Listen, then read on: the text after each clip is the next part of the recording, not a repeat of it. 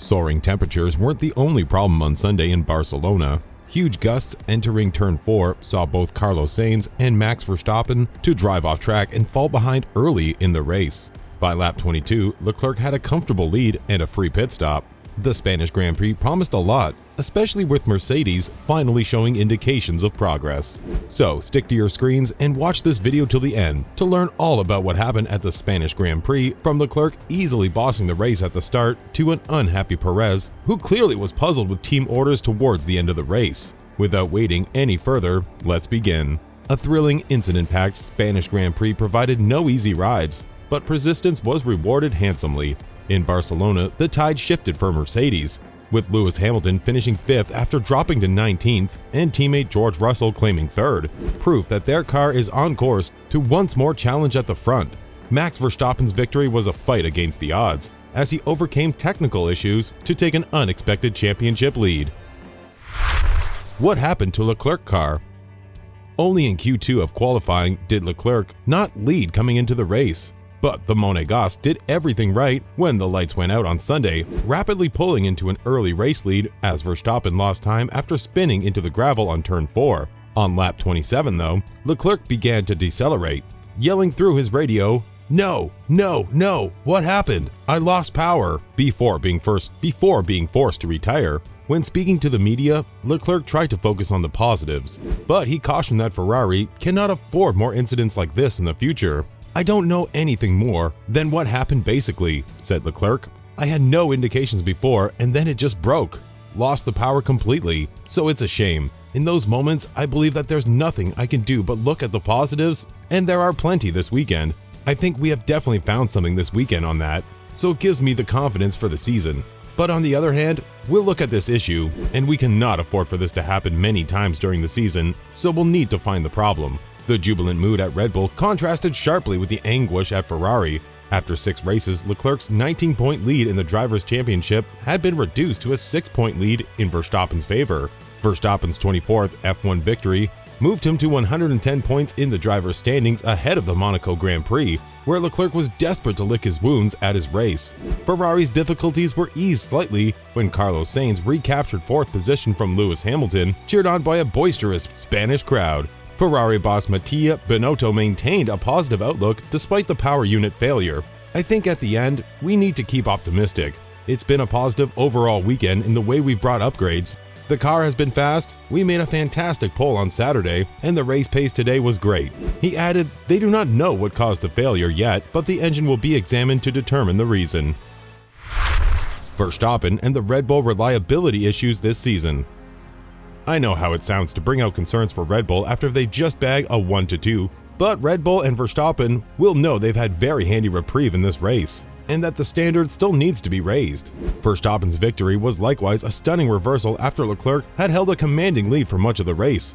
With Leclerc speeding away and Verstappen moaning about DRS troubles over the team radio, such a perfect ending looked unlikely at first. Verstappen and Red Bull, however, stuck at their task and delivered an adaptive strategy to secure an impressive victory. It didn't appear to be his day at all. Verstappen had slid to the gravel after making an uncommon error in Turn 4 due to high tailwinds, lowering him to 4th early on. Then, due to a malfunctioning DRS unit, Verstappen was unable to easily pass Russell. Their wheel-to-wheel racing through turns 1 to 3 was a grand scrap as we have seen this year. Aggressive yet fair, it was a thriller. With Russell defending so well, Red Bull changed their strategy, pitting Verstappen to attack on fresh tires, and he took to it with gusto. He was rewarded, finally emerging in front of Russell and behind his teammate Sergio Perez. The Mexican driver was unsurprisingly informed by the team that he had to let Verstappen through if he was quicker. Ahead of the race in qualifying, Verstappen was on a provisional pole in Barcelona, rival Charles Leclerc suffering a spin on his first flying lap, but the tables would soon turn. On his second try, Leclerc set a blistering lap, but Verstappen was denied the opportunity to react, complaining of a loss of power as Red Bull brought him back into the pits. Horner revealed that it was an issue with the DRS which had impacted Verstappen, though doubted that there was a time in the RB18 which could have threatened Leclerc. It wasn't actually power in the end. It was the DRS that didn't open, Horner revealed, so Red Bull has reliability concerns that they need to address immediately. That made it very tough, Verstappen admitted regarding his DRS struggles. but we managed to get ahead again and do our own race, and eventually win. It was a difficult beginning, but a good end. I tried to stay focused, of course. It's not nice when stuff like that happens, but I'm very happy to win and very happy for Checo. It was a good result for the team. Perez hits out at Red Bull. Red Bull's drivers were put on different strategies in trying to overtake George Russell's Mercedes, and Perez seemed to have some concerns about various moments. Perez was unhappy after following Verstappen to pass early in the race and then failing to return the favor when he was held up by Russell.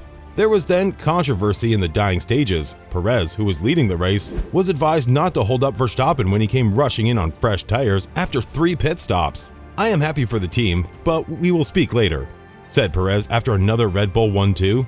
Perez, who stopped only twice, was then asked if he deserved to win. "I think so," he replied, "especially at the beginning when I gave the position to Max thinking I was going to get it back later, but then we swapped strategies. He went for 3 and I went for 2, and it turned out to be the better strategy." Perez was running ahead of Verstappen after his spin early on before ceding position when put on the different strategies. "It's a bit frustrating from my side at the moment, but it is a great team result. And now we are leading the constructors. That is something I'm very pleased with," he said. Red Bull boss Christian Horner, on the other hand, believed his team made the correct decision and that Perez would understand afterwards. "I have to shout out Checo for playing the team game. They weren't in the same race today, their strategies were different, but he did fantastically well. The problem that we had was that the temperature's raging and the last thing you want is to risk a DNF when you have 2 cars that could do a 1-2. What Checo couldn't see at the time was that he had such a long stint to do on that medium tire and Max had such a tire advantage. As a team, we didn't need to take that risk." Hamilton and Russell star for Mercedes. Hamilton impressed with a remarkable comeback performance after a first lap accident with Haas. Kevin Magnussen left the Briton with a mountain to climb. The title remains a lofty dream for Mercedes, but Hamilton recognized the significance of his comeback performance, suggesting Mercedes could yet be in the mix for victories. "A race like that is a win, and feels better more often with a win when you have come so far back," Hamilton said. "It is a great sign we are going in the right direction, and that gives me great hope that at some stage we will be fighting for a win." Equally, Russell's 3rd place finish was also fantastic and well-deserved. Achieved on pace and merit, it demonstrated the potential of both car and driver. Russell's 2nd podium of the season guaranteed that the 24-year-old Briton continued his streak of finishing 5th or higher in the opening 5 races of the season. Russell has excelled in his debut season with Mercedes, but despite some outstanding wheel-to-wheel fighting, he was unable to fight off the Red Bull charge. Did the 2022 title battle take a decisive turn at the Spanish Grand Prix? Only time will tell. We are backing the driver at the sharp end of what might be a 3-way fight for the title, with Red Bull expecting a season-long struggle with Ferrari, and now Mercedes announcing their intent to enter the fray. That brings us to the end of this video. Hope you enjoyed watching it. Tell us more in the comments. Before you leave, please subscribe to our channel for more content like this. And don't forget to hit the bell icon so you don't miss out on our new videos. See you in the next one. Thanks for watching.